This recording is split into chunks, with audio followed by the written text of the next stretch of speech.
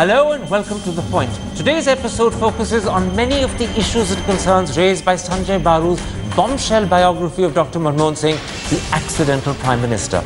Both its analysis as well as its anecdotes are at the top of the news. So tonight the key question we're asking is, has the book uncovered the dark hidden secrets of the Manmohan Singh Prime Ministership, or simply acknowledged a reality that many were reluctant to accept?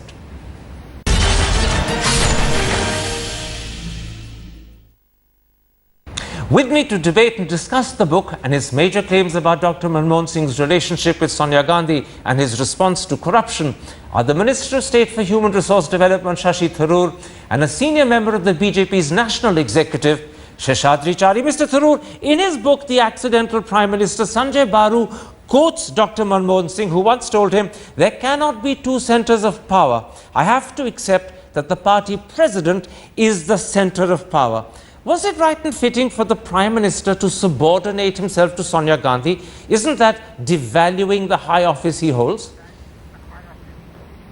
Well, look, I don't think there's any serious doubt on the part of anybody that the mandate given by the voters in 2004 was to the Congress party led by Sonia Gandhi and not to Dr. Manmohan Singh. Sonia Gandhi, having won the election, for reasons we all know, chose to entrust to Prime Minister Manmohan Singh the responsibility of running the government, which meant that there was no ambiguity in anybody's mind. Political power rested with Sonia Gandhi, President of the Congress Party, and governmental authority rested with the Prime Minister Manmohan Singh. And I think it was that successful division of labour, if you like, or division of authority that then continued through the 5 years, as Mr. Baru demonstrates time and time again. The Prime Minister was very much in charge of the government. Let me stop you there. Let me put that, some would say, controversial justification or explanation to Shahshadri Chari. What you've heard, Mr. Chari, is that the mandate of 2004 was clearly for Sonia Gandhi, and in a sense she gifted the Prime Ministership to Dr. Manmohan Singh. So thereafter, if Dr. Manmohan Singh treats her as the real center of power, all he's doing is to acknowledge a political reality. He's not devaluing the office, he's acknowledging a reality that she won the election. Do you accept that justification? No, this justification is okay as far as the Congress party is concerned, but our constitution very clearly says that Prime Minister is the head of the government. Prime Minister represents the Parliament, and as far as Parliament is concerned, Prime Minister is supreme. He is the CEO, he is the head of the government. Therefore, there cannot be two centers of power.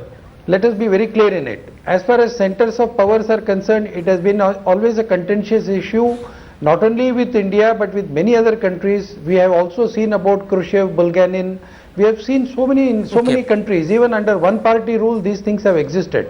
As far as the Congress party is there, it has always existed between the Prime Minister and the Congress party president. Let me stop you. Gandhi was the Prime Minister. Let me stop you there. I want to bring in Shahshi Tharoor because I think it's an important point you're making. The point being made, Shahshi Tharoor, is that this may be acceptable to Congress, but it is a violation of the Constitution which sees the Prime Minister as the supreme head of government. And secondly, it is as Prime Minister that the supreme head of government is accountable to Parliament. But if in fact the supreme head becomes Sonia Gandhi, the same accountability to Parliament doesn't happen. So on both counts, in terms of violating the Constitution and in terms of accountability, this makes a mockery of the Indian system.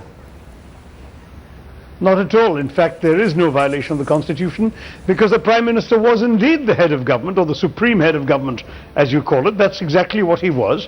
It was that political power resided with the Congress President and governmental authority with the Prime Minister. That's a very artificial distinction you're making. The government was, but you're making an artificial distinction. It was a genuine distinction. No, it may be genuine in the sense that it actually was the distinction between them, but it is artificial in the sense that the governmental head is meant to be the political head. If you suddenly remove political power and leave just administrative power, then you're virtually reducing the person to the role of, how shall I put it, a secretary or an executor of orders, not the power of the day. Not so. As Sanjaya Baru's book reveals time and time again, on a number of key sensitive issues relating to governmental decision making, the Prime Minister made his own decisions. and that was how it should be. Well, The forgive political me. authority, Can I the political interrupt you role there? of the Congress President. Can I interrupt you there? Actually, Sanjaya Baru's book reveals quite the opposite. It shows that, in fact, critical decisions were made for him by Sonia Gandhi. She, for instance, in 2009 offered the finance ministership to Pranab Mukherjee without consulting the Prime Minister. In 2004, she was ready to appoint Narayanan as NSA without consulting the PM. She even tried to appoint the PM's principal secretary, but the person she offered the job to didn't accept. And then there's the role Pulak Chatterjee played, where it's said that he used to seek her instructions on important files to be cleared by the PM. So she was using Pulak Chatterjee as a remote control to direct the PM in whichever direction she wanted to send him. On that point, by the way, there is a total and complete denial on the part of the government and the Prime Minister's office. No files ever left the PMO. No files were ever taken to anybody else. No. The point I'm trying to make is a political appointment of a senior politician as a minister is the kind of political decision that indeed the party president made, of course in consultation with the Prime Minister. But governmental decisions, governmental actions, the Prime Minister's actions, whether in foreign policy, the vote against Iran and the IAEA, the Indo-US nuclear deal, or even specific things such as matters of travelling, whether to invite Mr. Musharraf to watch a cricket match in Delhi, all of these decisions were taken by the Prime Minister, and the book is replete with such examples. Let me stop you there. I think that you're getting this wrong. I'm not sure I'm getting it wrong, but I certainly do accept that you're giving the Congress viewpoint, which is to contradict what Mr. Baru has done. Let me bring in Shahshadri Chari, and let me put this to you. What is the difference between Dr. Manmohan Singh acknowledging the supremacy of Sonia Gandhi and BJP leaders acknowledging the supremacy of the RSS Sangh When the BJP is in power, the RSS Sangh plays a role that's very similar, if not at times identical, to what Mr. Baru has accused Sonia Gandhi of playing with UPA. No, not at all. There is a world of difference between the relationship between the BJP and the RSS and the relationship between the Prime Minister Manmohan Singh and the Congress chief. The Congress party has always been supreme. Congress party has never made it ambiguous anywhere that who is the boss. Here Prime Minister Manmohan Singh himself accepts and agrees. Forgive me, can I interrupt? Mr. Chari, have you forgotten 1998 when the RSS Sangh would not allow Jaswant Singh and Pramod Mahajan to be appointed to cabinet? Have you forgotten how the RSS Sangh in public, not even in private, intervened and ensured that two people that Mr. Vajpayee wanted, Jaswant Singh and Pramod Mahajan, were not appointed? Karan, in spite of RSS putting its foot down, these two people were inducted. They were. These are all differences of opinion. They may exist. Mr. But Chari, finally it was they the were Prime Minister inducted a year or 6 months later. And not the RSS. Mr. Chari, they were not inducted when Mr. Vajpayee wanted. They were inducted much later. The issue is very clear. One went to the planning commission, the other had to come in as an advisor. Neither were in the cabinet. Either in the party or in the government. Well, I'm afraid you have to accept one point, that the RSS stepped in and stopped the induction. It only happened later. You have to accept that because that's a fact. Jaswant Singh came in as deputy chairman of the planning commission. He only became a minister much later. Pramod Mahajan was an advisor. He wasn't a cabinet minister. RSS advised the prime minister at that time, but it was not taken. Atal Bihari Vajpayee went ahead and did what he wanted to do. No, he didn't. I'm sorry, you're wrong. Atal Bihari Vajpayee had to accept and heed that advice. Very different from Jaswant Singh was not the first finance minister. It was Yashwant Sinha. Jaswant Singh came in as deputy chairman of the planning commission. It was much later that he became, in fact, external affairs minister. And equally, it is true that Pramod Mahajan was not a cabinet minister. He came in as an advisor to Mr. Vajpayee, a political advisor. Much later did he become a minister. So you're wrong when you say that advice was given and it wasn't heeded. Advice was given and it was obeyed. No, it was not heeded at that time, but there was also a decision from the party that those MPs who lost the election should not be immediately accommodated and brought through the Rajya Sabha. That will vitiate the mandate that we have received for the parliament. The interesting thing... These were all the sentiments, all right. these were all the advices that we have Mr. Chari, I'll accept what you're saying. I'll just point out to the audience that the Prime Minister wanted to bring them in. The Prime Minister wanted to bring them in. Whether it's the party that stopped him or the RSS Sangh is what you're disputing. But let me bring in Shahshi Tharoor and put this to you. Sanjaya Baru says that there were times when he was dismayed by what he calls the Prime Minister's spinelessness. He says, not asserting the authority inherent in his office and allowing himself to be pushed around by his party or coalition partners irretrievably damaged his image. Isn't that the same as the line Mr. Advani often takes, that Dr. Manmohan Singh is the weakest Prime Minister India has had? Look, there's a central contradiction at the heart of this book, which is that Mr. Baru seems to have been an insider, of course, only during the first 4 years of the Prime Minister's innings, during which he has seen UPA and the Prime Minister's role as a resounding success. And the bulk of his criticisms relate to the period when he was not in the government and was not an insider. So you've got a peculiar thing where he talks about, in fact there is a sentence on page 126. But aren't you avoiding the question where I he asked? actually says, you're avoiding the question where I he actually asked. says, You're talking about can something I else. finish, Karan? I'm just pointing out that you've avoided my question. He actually says, I'm just answering your question. In page 126, he actually says that the very qualities that were seen as virtues in UPA 1 became seen as failings in UPA 2.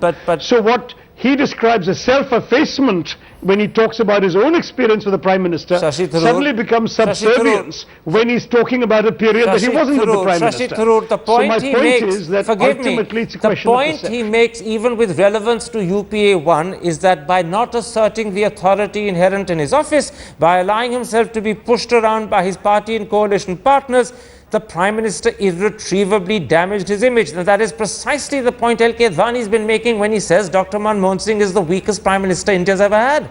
That's the question you're not answering. Except the very book we're discussing gives example after example of the Prime Minister indeed asserting himself. And these ad hominem references all relate to matters in UPA 2 in which Mr. Baru was neither present nor a direct participant. Shahshadri He talks Chari, about coalition making, he talks about the second cabinet and so on.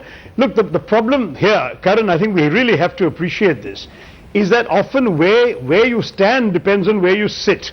And it seems that where Mr. Baru stands on Mr. Manmohan Singh depends on whether he was sitting next to the Prime Minister or not. When he was, the Prime Minister could do no wrong. It was a splendid, resounding success. When Mr. Baru was no longer working in the PMO, somehow self-effacement becomes subservience. Very quickly, are you suggesting, becomes passivity and so on. very quickly, are you suggesting that there is some measure of personal spite or vendetta, that because Dr. Baru was offered a job for UPA 2 which the Prime Minister then couldn't deliver on, that spite or resentment has influenced his judgment? Very quickly, is that what you're suggesting? No. Far be it from me to ascribe motives to anybody. I'm just speaking as a reader, as a literary reviewer, if you like, of a volume I have read, that there is this contradiction. All right. The very same qualities, and Baru admits it in his book. You made that point. Are being portrayed differently at different times. All right, let me bring in Mr. Chari and take up that issue of the contradiction and put it like this. You know, from your experience of NDA 1 and NDA 2, that the truth is that in coalition governments, it's the chiefs of the respective parties who decide who will be ministers, and those ministers owe their first, if not their abiding loyalty, to their party heads and not to the Prime Minister. And that was visibly apparent to everyone when AIA DMK ministers in NDA 1 would defer to Jayalalitha in Chennai and not to Mr. Vajpayee in Delhi. And you've been through that. And therefore, when you see the same thing happening in UPA 2, you should be more understanding, because you know that this is inherent in the nature of coalitions. No, it is understandable if these political parties, MPs of these political parties, speak to the head of their respective parties, and then we had a mechanism through which all the heads of these political parties, there were 22 parties with Vajpayee, and they were all to put together, and there was a coordination team. So we tried our level best to run a coordinated team. Therefore, that was a very successful experiment under Vajpayee. Oh, but the problem forgive me. AIA, DMK MPs used to defer to Jayalalitha, and Mr. Vajpayee was often angry about it. Look at one thing. Go ahead. One, the Prime Minister can be upset, the Prime Minister can be angry, but ultimately the Prime Minister was able to put his foot down, carry forward whatever he wanted to do with all these parties. The Prime Minister was dealing with these parties. The party president was not dealing with these parties, remember. All right.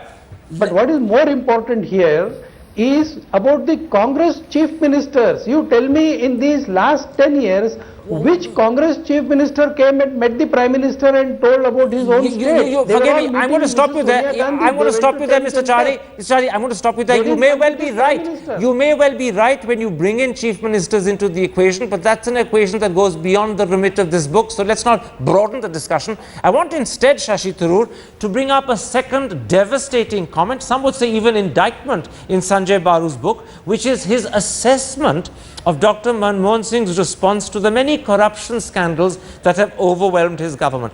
And this is what Sanjaya Baru writes. Rather than calling him blind, I would say he sometimes chose to close his eyes. He averted his eyes from corruption. And what Sanjaya Baru is clearly saying is that the Prime Minister could have acted earlier to either prevent corruption or tackle it, but consciously chose not to do so. That's a very peculiar concept of leadership. Look, first of all, again, Sanjaya Baru says none of this happened in UPA 1, that he was unaware of any such thing happening in UPA 1, and therefore this is not the comment of an insider who actually saw Dr. Manmohan Singh deal with corruption. This is the comment of an outsider, an observer from outside, now recycling what is the sort of criticism that we've seen from many editors and journalists and commentators. An outside comment that is being inserted into a book to make it look like an inside observation. I'm sorry, I don't find that. Just a moment. Have you forgotten that the scandals that vitiated UPA 2 all had their origin and genesis in UPA 1? The Commonwealth Games, 2G, Colgate, they all happened in UPA 1. Therefore, that was the moment when Dr. Baru had a ringside seat, as you put it, literally at the left-hand side of the Prime Minister, and he was probably watching it all happen and noticing that the action the Prime Minister did was to avert his eyes rather than step in and intervene. Karan, you've read the book very selectively. He himself says that none of this was apparent during UPA 1, that he didn't watch anything happen, nor did the Prime Minister. These things all emerged during UPA 2. And therefore, this is not an insider's observation of how the Prime Minister dealt with corruption. This is an outsider's commentary, recycling a point of view we've heard elsewhere. Mr. Chari, let me put it like this. On the other hand, and this is the truth, the Prime Minister was in no position to sack ministers if their party chiefs didn't want that done. And the honest truth is that in NDA, this is proven by the fact that the opposite happened. Mr. Vajpayee wanted to retain Mr. Prabhu, but when Mr. Thackeray decided Mr. Prabhu had to be replaced he was. In both cases, the Prime Ministers did not have full control over their ministers. And once again, it's easy to pick fault with Dr. Manmohan Singh, but the same problem occurred with Mr. Vajpayee. It's in the nature of coalition government, and that's why I'm saying, shouldn't you be more understanding? No, the question is not that of understanding. The question is about coalition political compulsions. And when the Prime Minister wants to retain a person, it's for a different reason. And if his own party doesn't agree with it, there are certain limitations to the Prime Minister in a coalition politics. But here we are talking about Congress ministers. We are talking about the Congress party. If the government decides something and the Congress party decides something contrary to it. We're talking about A. Raja. We're talking about A. Raja, someone the Prime Minister did not want. He attempted not to have him, but had to give in after 24 hours. And it's the exact opposite of what happened with Mr. Prabhu, but it proves the same point. In both instances, the Prime Ministers did not have the control to determine who was or wasn't in their cabinet. That's the point I'm making. It is understandable, but here in this case, it was the Prime Minister who had left the choice to the Congress President.